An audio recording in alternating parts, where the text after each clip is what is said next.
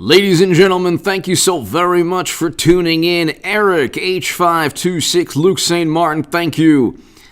Quantum Football, thank you so very much. Yes, do not unsubscribe from H.A. Goodman or the other channel. It's now called the other channel. I will be doing something on. I will be doing uploads on that channel again. So hopefully very soon. But you definitely keep your subscription on the other channel. Ladies and gentlemen, thank you so very much. Quantum Football, thank you again. Very kind of you. And to my super chat, thank you, ladies and gentlemen. I want to read something. I want to read a couple of things from one of the greatest public relations firms in the history of mankind, the New York Times. They're really wonderful. From a public relations perspective, they are absolutely wonderful. So, let me read you this article. How Cuomo, once on sidelines, became the politician of the moment. With his briefings, Governor Andrew Cuomo has emerged as an authoritative voice on the crisis. He was considered an authoritative voice by the New York Times. Now we find out from Democrats, a very courageous Democrat, Ron Kim, that 15,000 lives are linked to his decision-making. This is the media that we have in this country. That's why the majority of Americans distrust and dislike media, according to almost every poll. More so Republicans, because the one thing media does is they amplify and bolster Democratic Party talking points all the time, which is why you have this article. So this is a New York Times article. Let's just read this before we get to Cuomo being told to resign by Gillibrand, Schumer, even de Blasio, how both obviously Republicans but Democrats want to impeach Cuomo. He's completely disgraced. I mean, aside from the I think it's 7 allegations now. And they say, well, Trump has 25, Trump has 16, Trump has 21. And it's like, well, yeah, that's with all of media and with all of just the entire world against him. How many people do you think just don't want to deal with the madness that had to deal with Cuomo's misconduct? But let's just read this. How Cuomo, once on sidelines, became the politician of the moment. New York Times, March 24th, 2020. This is 24 days after he tweeted, "The risk remains low for the people of New York. There's no need for undue anxiety." So this is what we're dealing with, ladies and gentlemen. This is what we're dealing with. And Trump was wrongfully blamed. He's the president. All of these Democratic politicians were blindsided. All the experts were completely unaware it was going to take place. And in the beginning, they didn't sound the alarms. They actually agreed with Trump, and they say, well, Trump, he could have acted quickly. Well, what did Cuomo do? He, alongside Whitmer, Wolf, Newsom, and Murphy, 5 Democratic governors in Democratic states, forced infected people into elderly care facilities.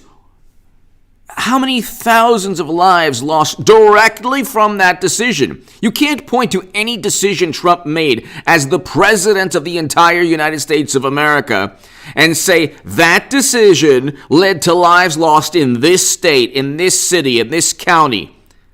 But you can do that with Cuomo. But don't you understand? He wrote a book on leadership lessons and how Cuomo, once on the sidelines, became the politician of the moment. With his briefings, Governor Andrew Cuomo has emerged as an authoritative voice in the crisis. March 24th, 2020. Albany, New York. Governor Andrew Cuomo awoke. And this is like when they want to give the public relations spin to help a politician, to prop them up, to try to artificially inflate their achievements, they start with the, and this is, by the way, not like an opinion article. This is reporting. The New York Times is reporting.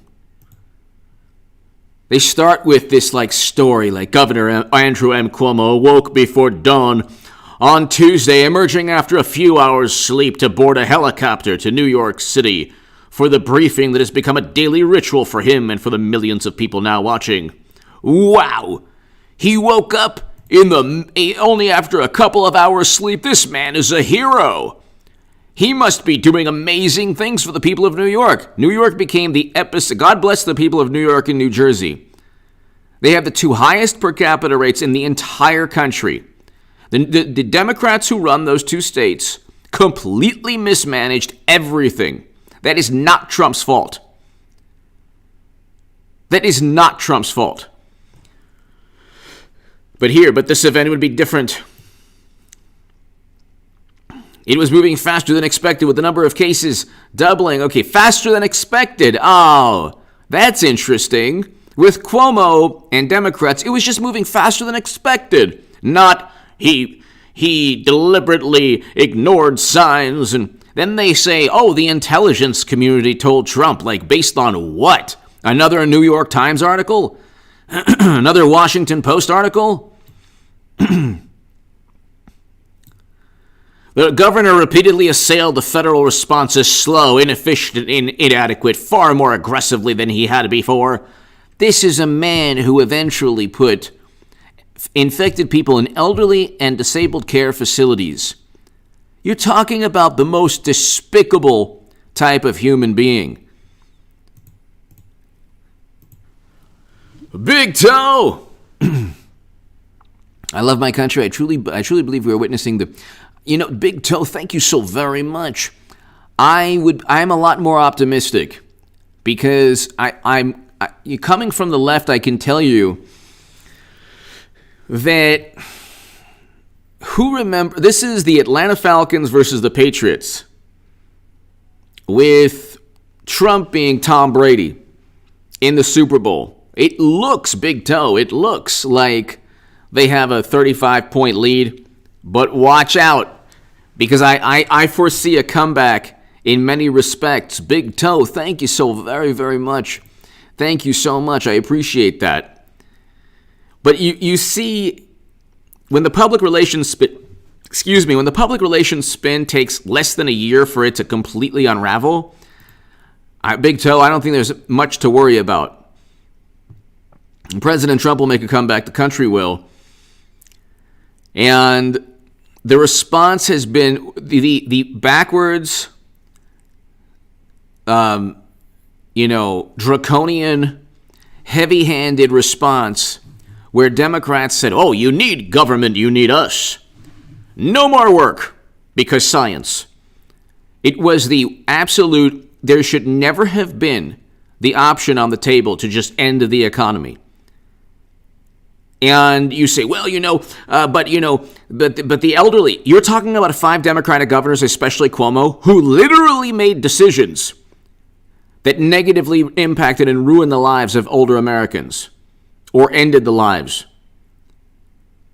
Mr. Cuomo was once considered a bit player on the national stage, an abrasive presence who made his share of enemies among his Democratic Party peers. He was too much of a pragmatist for his party's progressive wing, too self-focused for party leaders, and too brusque for nearly everyone. But now he is emerging as the party's most prominent voice in a time of crisis.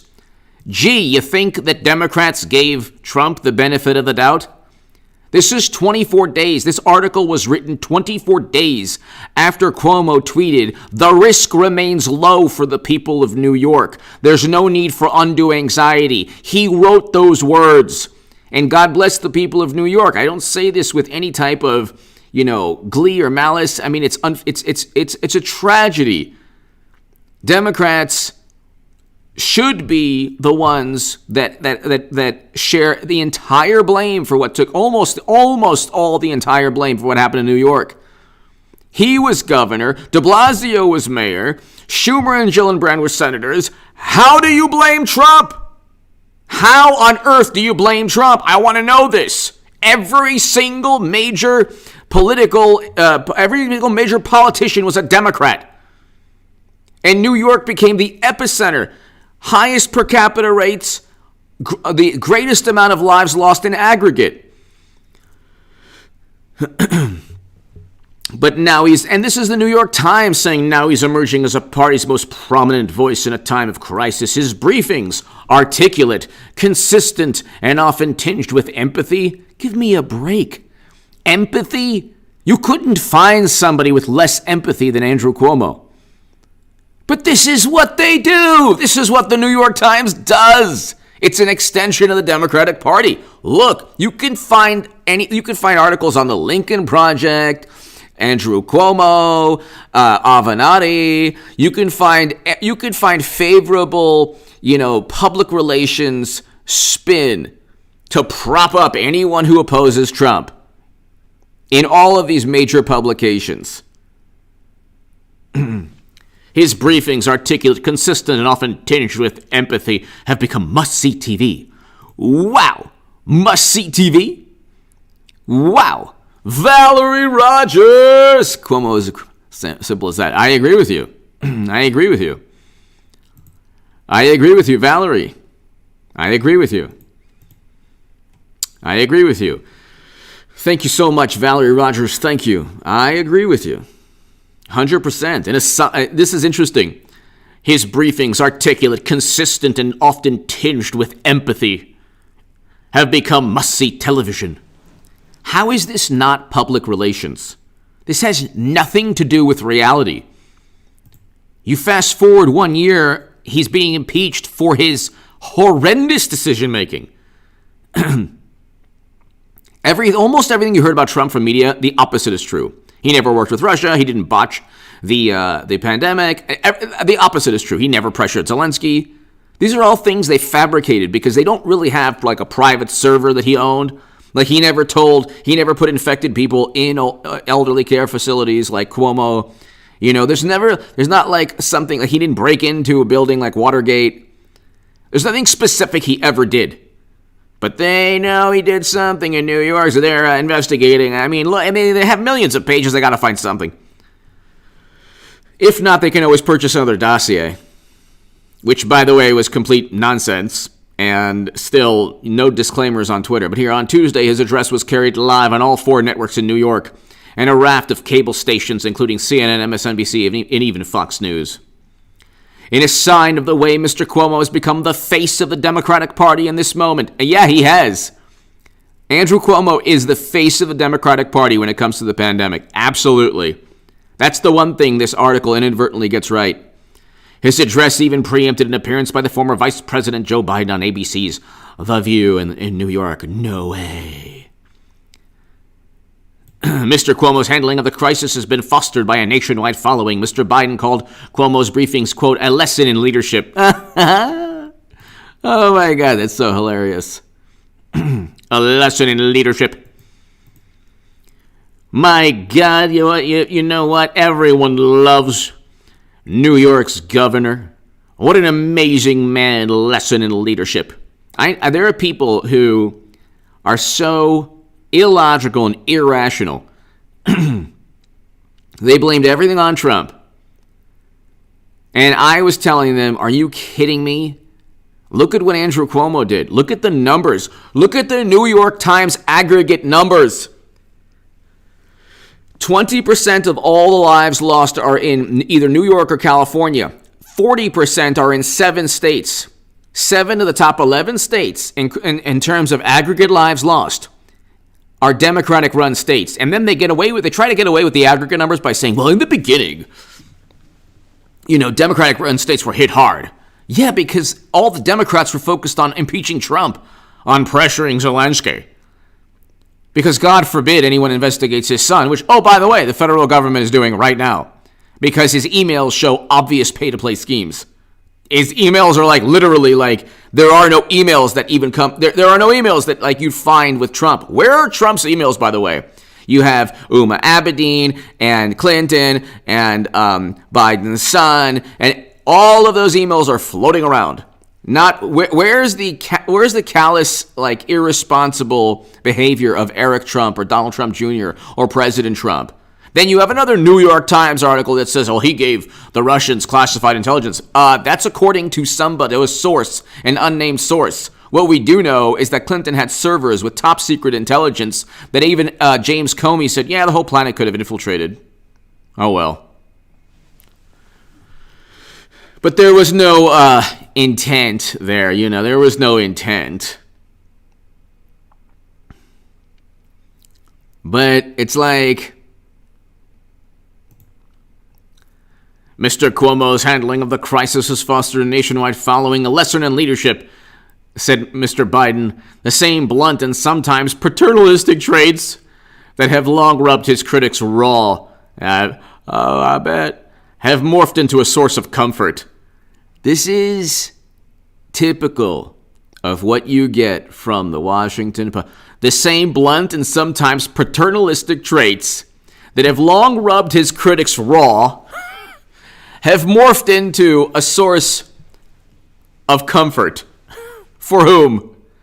The people of New York experienced the most tragic results. And they had a governor that engaged in the most despicable behavior. And all you have is the most irrational, apoplectic, truly ignorant, self-centered, narcissistic, morally superior, good, righteous, liberal Democrats in that state, running the entire state into the ground. My God Almighty. You couldn't do, like, they say that Trump did it was all his fault. He's one man in charge of the whole country. And Biden's taking credit for what Trump was able to accomplish with warp speed. It's just unbelievable. I mean, you have the New York Times, and like at the end of the day, it's just truly, truly unbelievable how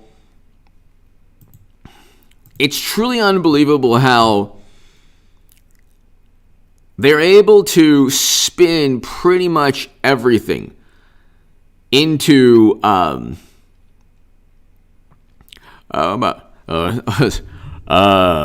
Timothy, I'll do my Mitch McConnell. And I don't have it tonight. I think that the way New York Times treated Trump is absolutely horrendous. Mitch McConnell out.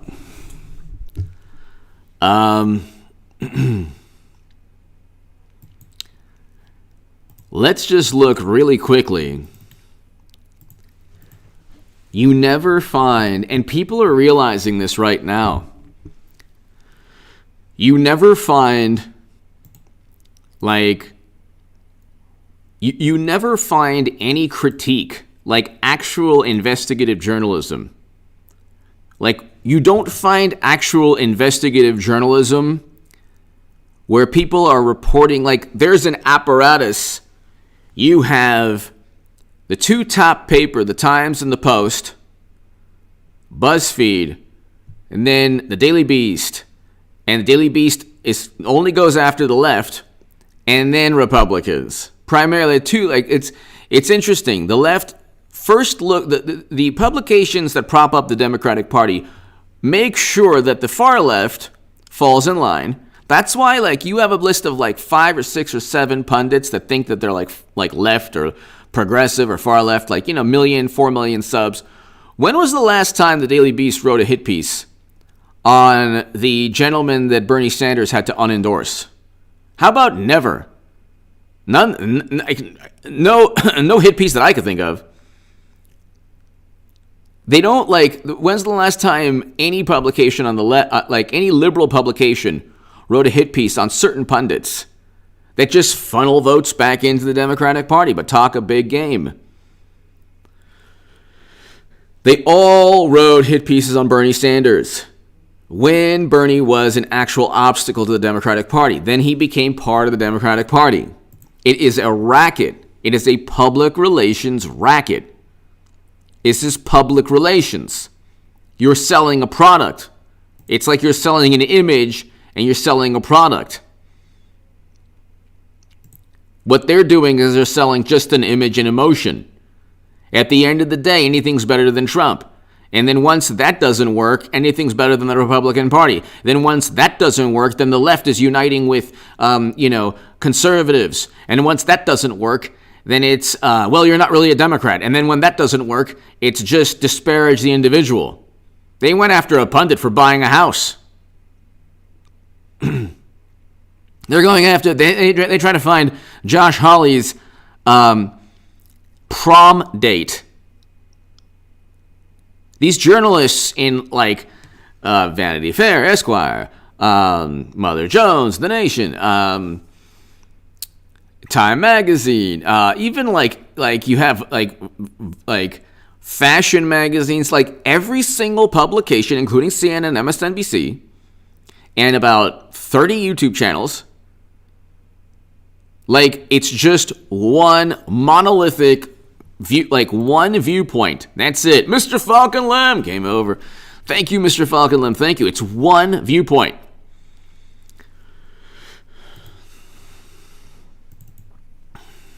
George Orwell talked about journalism becoming public relations. He talked about verbal refuse, euphemisms. Democrats run off of euphemisms. Now everything is bigoted. Why? Because it's not really racist, but what they do is they say, well, I don't like that comedy. I don't like what that person said. That person said something, and you know what? It's not absolutely horrendous, but what it really means is this. So therefore, that person should be erased from history. Or that person said something horrendous 10 years ago. So therefore, no amount of apology. You can't. That's what. Okay, and then the left is like, well, there's no such thing as that. Yes, there is. How do we know? Because the left doesn't abide by Democrats and liberals and wonderful, beautiful, many progressives, a lot of people on the left, beautiful people, don't abide by their own orthodoxies, their own, dogma. They look at others as those who blaspheme and heretics, or they can excommunicate. They're the priests, high priests of morality, and they exist in cyberspace. And there are a whole bunch of profiles without any photo, and there are a whole bunch of blue check mark profiles. They don't like this type of comedy. Well, did you ever listen to Mel Brooks? You ever watch a Mel Brooks movie? None of his movies would be okay today, because of the imbeciles who run the morality police in the country, a bunch of imbeciles who think that they're moral and they get to cast judgment without any empathy at all, and they demand empathy, and they're eating each other up. So that's not going to last long. You couldn't enjoy any comedy from George Carlin to Richard Pryor, the best comedians of all time. Even forget about Howard Stern. Now Howard Stern is like complete establishment type person. Howard Stern, the original Howard Stern, could never have made it in today's world. He would have been erased from history in today's world. Remember Howard Stern in the early 90s? Okay? Late 80s, early 90s, all throughout the 90s, even the late 90s. Even the early 2000s. He was edgy, hilarious. Now it's completely different. But in this world, you wouldn't have Howard Stern, you wouldn't have George Carlin, you wouldn't have all the great, you wouldn't have Don Rickles. There's all these movies that wouldn't be made to, like American Pie, for example, or Euro Trip, or any oh my God, those movies would be eviscerated. You can't just have hilarious, good-natured fun. Everything is this grandiose. They're even going after Twilight. You can't even enjoy yourself. You can't. And they give a free pass to Jimmy Kimmel. They give a free pass to like. And this is the hilarious and also the sad part of everything. There's this facade around Hollywood which they make their living, actors and producers and directors and executives, on promoting this image, this facade, this veneer. But break through the facade and you have just endless immorality, criminal behavior. But now everything is, well, that's immoral. Let me tell you what's moral. Oh, that person said something in a tweet 10 years ago, 5 years ago, or made a joke. The person apologized. Nope, can't accept an apology. Why? Who's doing? Oh, because a very wealthy, or I should say, a whole bunch of people just pile on, like a whole bunch of people in cyberspace. Really, in reality, nobody cares. Nobody cares. They're even like, you can't even, like, when Darth Vader, they even altered, like, the Star Wars. Like, there are scenes taken out. There are scenes taken out when he like telepathically offs one of the the colonels or whatever in the spaceship. I forgot exactly. Like I can kind of get into it, but then I know the algorithm will. That's not even there. So there are these record stores in Los Angeles. Only about 4 or 5 really, like good ones in like a giant city. But I have I'm telling you, I urge you all, like, if you care, get the original Star Wars DVDs. They're not that expensive. It's just, go to like an old DVD store, get the original E.T., Star Wars, anything that they're going to remake now, because Disney owns, Lucasfilm sold it to Disney, I believe. So now you don't have the actual original Star Wars. You do, but then like you have scenes that are added. It's just lame. And they're all doing this in this bizarre, warped morality, these orthodoxies, this dogma that just was created, I guess, in cyberspace a couple of years back. Really, I don't know. And if you don't have this type of groupthink in cyberspace, it doesn't catch on in real life. It simply doesn't catch on. Generally, left-leaning ideas don't really catch on in real life. That's why you have Second Amendment sales through the roof in California, because every liberal is now packing heat or whatever. The sales are not just from conservatives. The hypocrisy is unbelievable. But this is all like, you're talking about public relations. Angela Goodwin! My grandmother was so communist, she even reported her own disagreeing thoughts to the party. Wow, she also had brainstones. Angela Goodwin. Angela Goodwin, thank you. Yeah, the early 2000s, Angela Goodwin, the early 2000s Republicans judged and condemned, and you have that same judgment and condemnation. It doesn't work in real life, though. You have people, there are about 5 people who basically disowned me. I never did anything wrong to these people, but they disowned me only because these are people I've known for like 30 years. Very close. Okay, know all their, know everything about them. And they disowned me. Why? Because I speak about Trump, wrote about Bernie Sanders, then wrote about Trump. They didn't even like, some of them didn't even like when I was a Bernie Sanders supporter. These are good, morally superior, righteous, beautiful, lovely, liberal Democrats. And my only sin was not agreeing with them politically. Literally never did anything wrong. If anything, they, were, I don't even want to I would never, ever, ever. I'm not like one of these people like Adam Kinzinger who thinks that he's like doing the world a favor by pretending that it's conservatives that are disowning their family and friends. It's liberals. For every like one maybe conservative that says, "Oh, I don't like, there's like 20 or 30 on like liberal Democrats on Facebook or Twitter that disown people that they know for 30 years. Why? Because they have the audacity of backing the Cheeto authoritarian who, by the way, removed Americans from never-ending counterinsurgency conflicts and signed prison reform legislation, two things that Biden did the opposite of. Biden wrote the crime bill, and then Biden, within a month, engaged in a horrendous foreign policy tactic in a region where President Trump removed Americans. Angela Goodwin, thank you so very, very much. Thank you, Angela, as always. Thank you.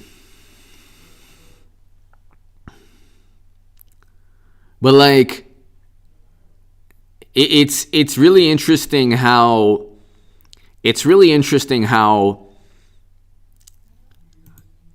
you have this apparatus, this public relations apparatus. America's governor, they called him. They called him America's governor. This is hilarious. Cuomo is America's governor. How the crisis made Andrew Cuomo America's governor. U.S. News. New York's brash leader has risen to the occasion as the nation looks for a comforting leader. He was never comforting. There was never a time Andrew Cuomo was comforting, ever. The numbers were over. This is the thing. The New York Times and others, you can look at the numbers. The aggregate data was always there. You can't hide from the aggregate numbers. Democratic states presided over the absolute worst outcomes. This is a fact. You can try to slice and dice it and say, well, lately it's not been the case. Look at the aggregate numbers. The aggregate numbers show you who was really blindsided by everything. And then they said, well, Trump mitigated it. He downplayed it. Every Democrat was downplaying it. Furthermore, they were focused on impeaching Trump. They went from impeaching Trump because he had rightfully wondered what Biden was up to in another country. I mean, they asked other countries to investigate Trump also. How many articles are there? Oh, yeah, intel agencies from other countries were looking into Trump.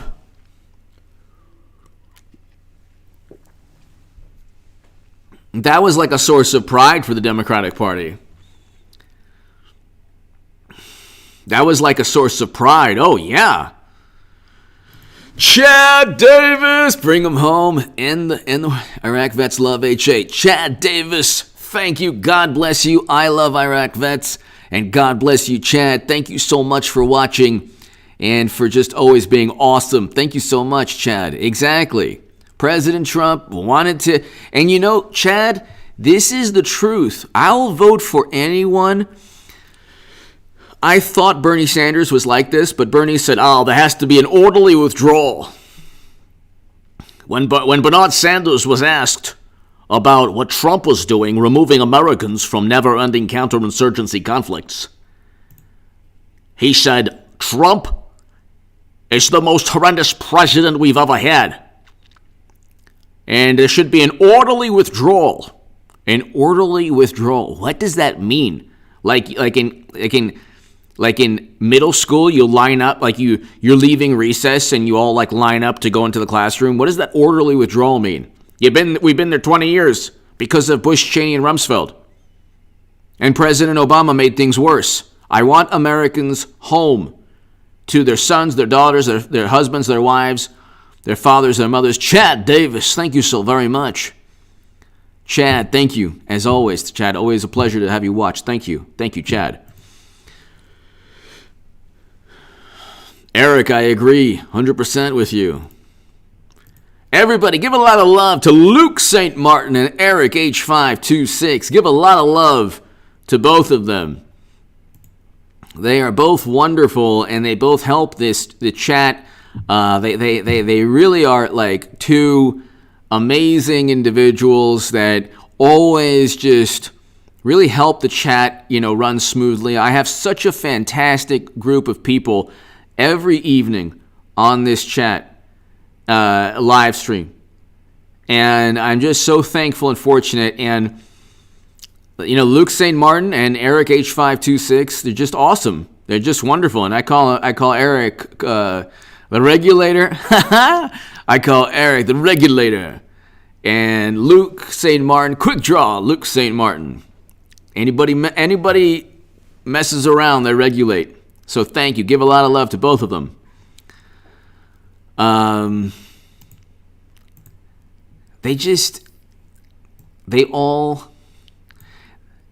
one article, turns out Andrew Cuomo isn't America's governor after all. Like, yeah, you could have asked any Trump supporter that. They would have told you.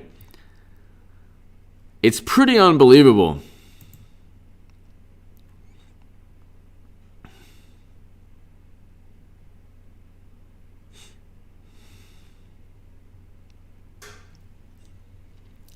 Andrew Cuomo, America's governor. It's pretty unbelievable.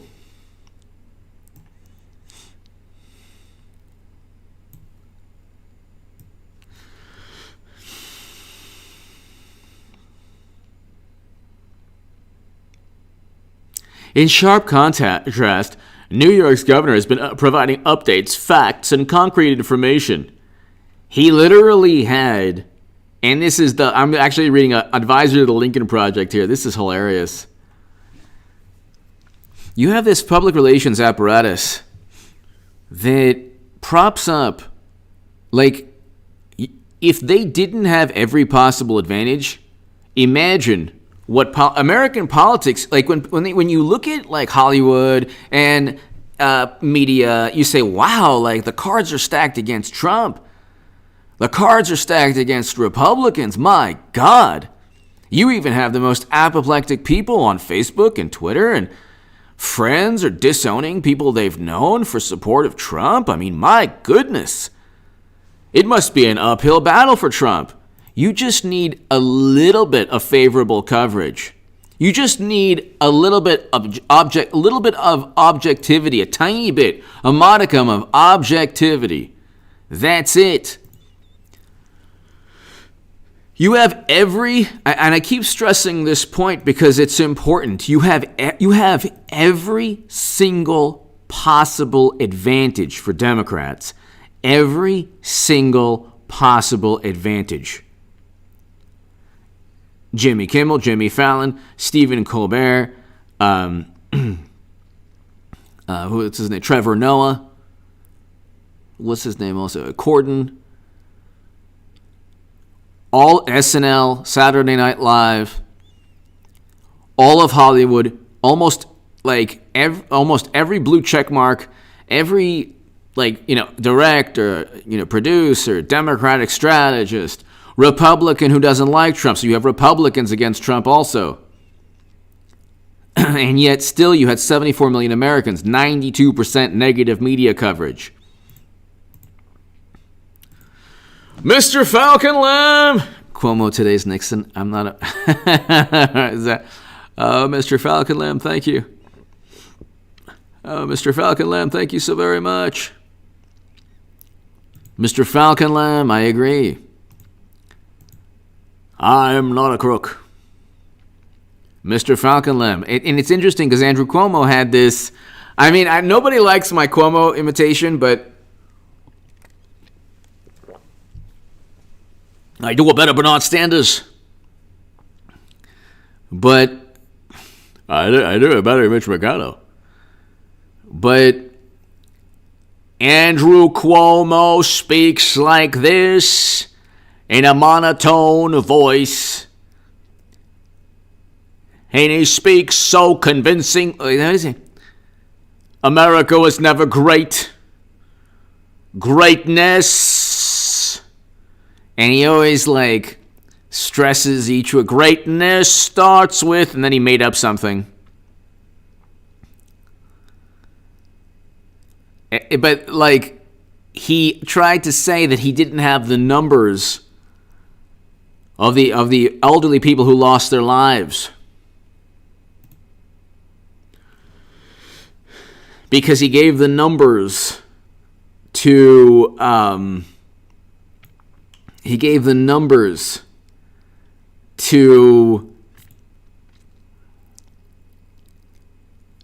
the Trump's Department of Justice. So he goes, Trump's Department of Justice went after us, and we gave them the numbers, and we didn't have the numbers, and when that happens, there's a void, and what fills a void? It's like you actually get, like, you physically gave them the numbers, so you didn't have the numbers anymore. It's like numbers, numerals, math. These aren't physical. This is theoretical, or you can actually, like, you don't put them in a FedEx. So where are the numbers? Don't say you don't have them because you gave them to the DOJ.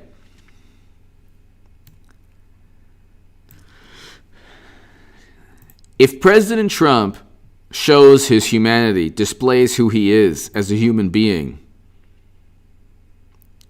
it's game over. Jason, hello. If you just go ahead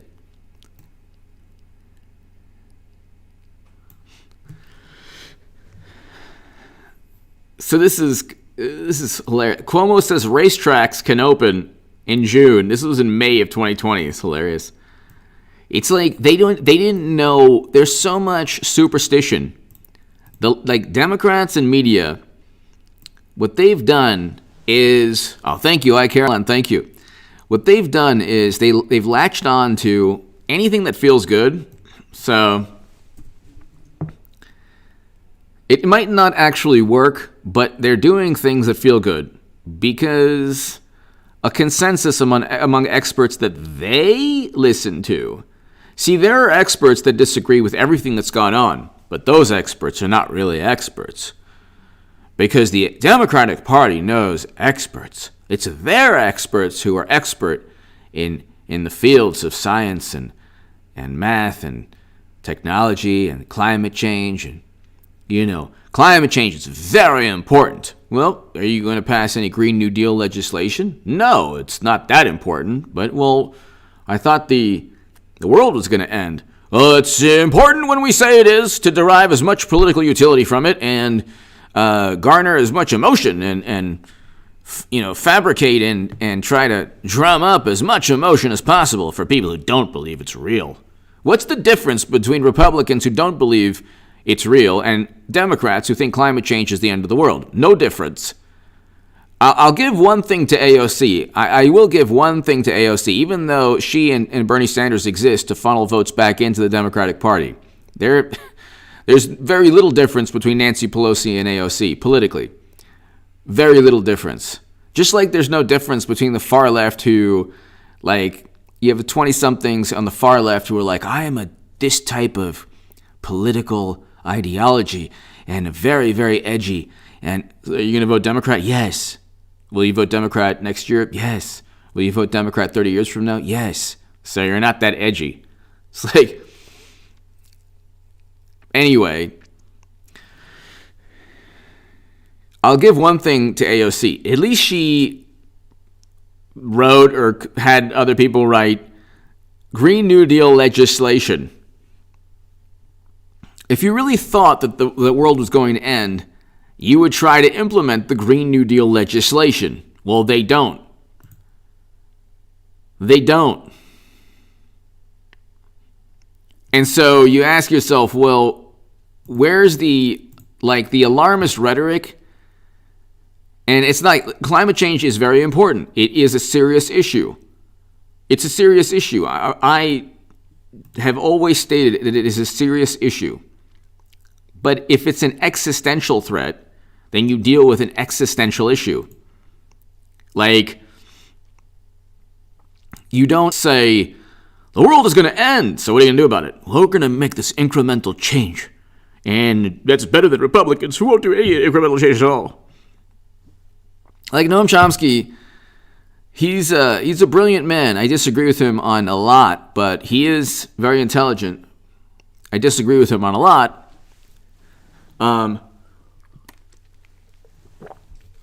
He's not right about everything, and he engages in a lot of hyperbole, but he'll say something like, Noam Chomsky speaks like this.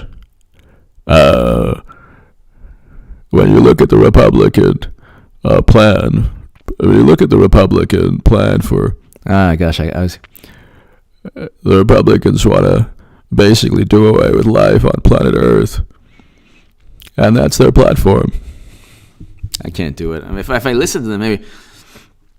You're basically saying the Republicans want to do away with life on planet Earth. And so how are you going to protect life on planet Earth with incremental change? You either believe that the planet will end or you don't. And they don't.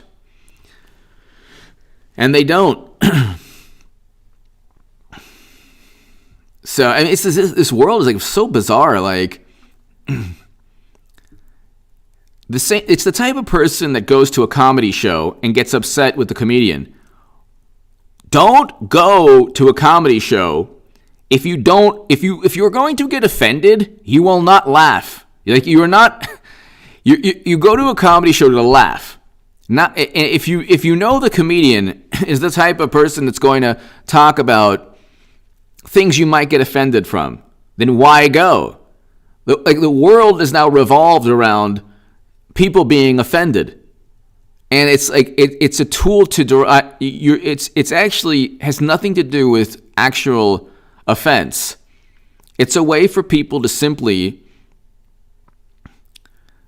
wield political power for that moment. Like, it's the 15 minutes of fame for somebody who doesn't have any political influence, but because of Twitter, or because they can say I'm offended, or because they can, or if they're a journalist and they go after somebody.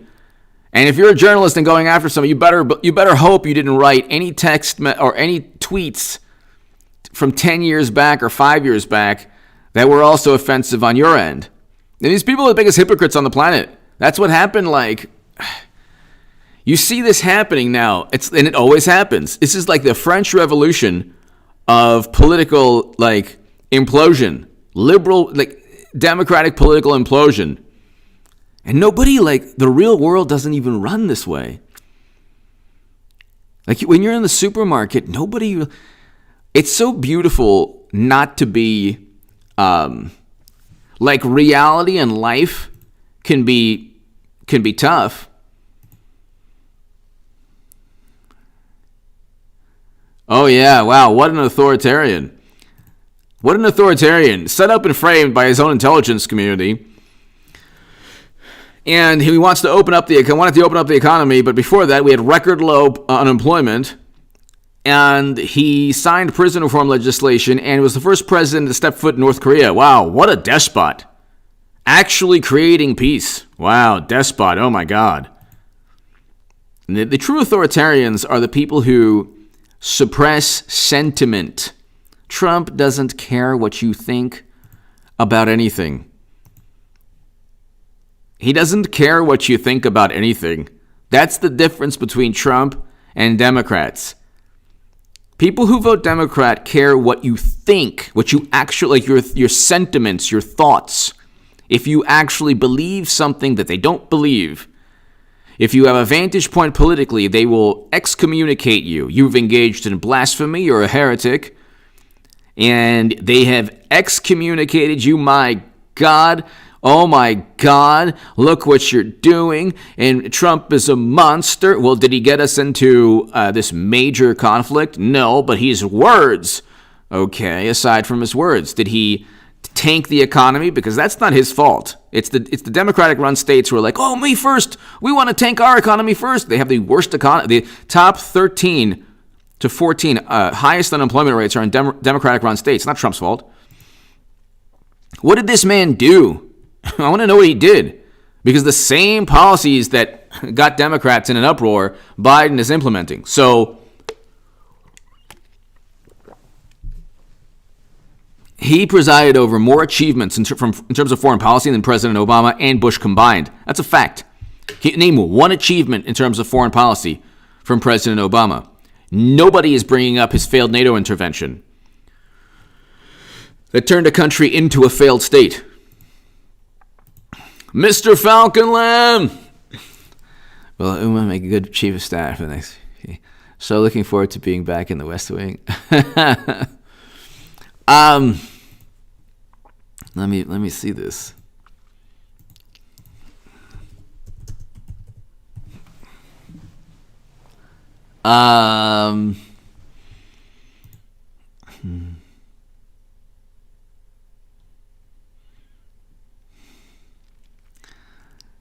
Mr. Falcon Lamb, thank you.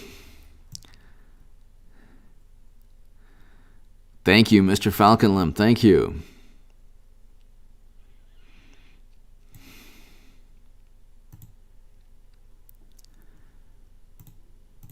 Mr. Falcon Lamb, thank you so much.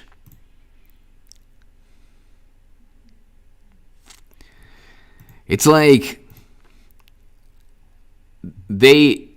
every single, like, you have all of this.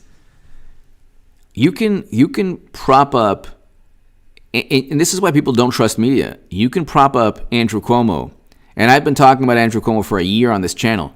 I said the man is engaging in really horrendous behavior. I said the man is doing things there, like the New York Post was even reporting on this last year. Okay? And I said, how on earth are you going to combat this? How on earth are you going to address this? Like President Trump, oh my God, the past year could have done so much in terms of the brief. I can go back. I can go into what he should have done. There needs to be a way for Trump to communicate his humanity. And to people who don't like Trump, like, what humanity? He's not human. He's a monster. He's a tyrant. Ah! But he has to communicate who he is as a human being. Because even like the most despicable people, like Cuomo was America's governor until he wasn't. He was America's governor until he wasn't.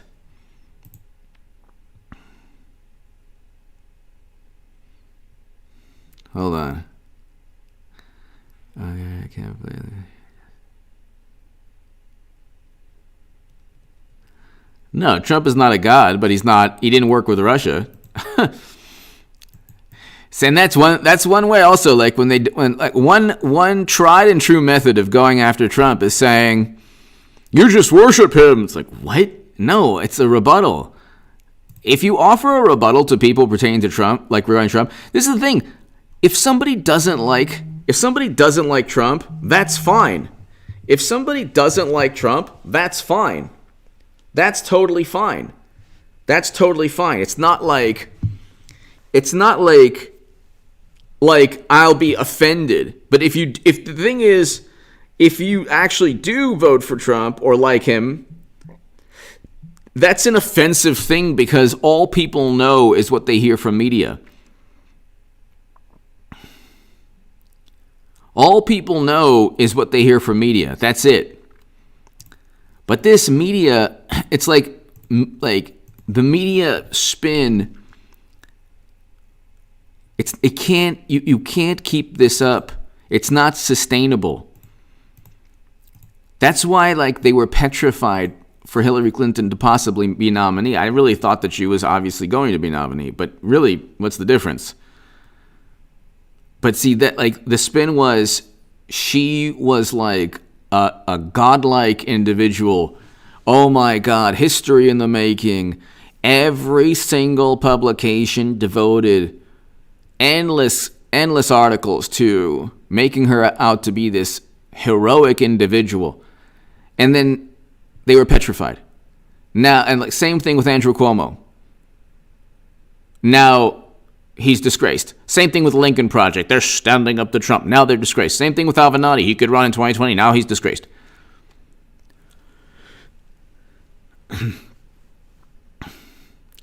I mean, they obsess. It's an issue with personality. If you sit in front of the TV long enough and all you do is listen to MSNBC and CNN, you're going to believe that Trump is like Darth Vader times 1,000.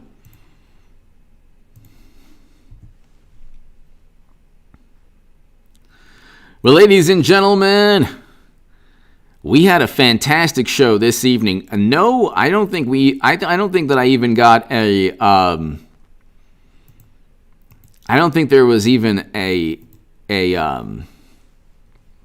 notification. We still got over 400 viewers. Ladies and gentlemen, thank you so much to my super chat. Thank you, Eric H526, Luke St. Martin. Thank you very much. Everybody have a wonderful evening. I should be back before 11 with an upload. But have a wonderful evening, everybody. God bless. To my super chat, thank you. I will see you all. I will see you all tomorrow. Actually, I'll see you all in about less than an hour. Check the upload. Thanks, everybody. Great live stream. And tell your friends about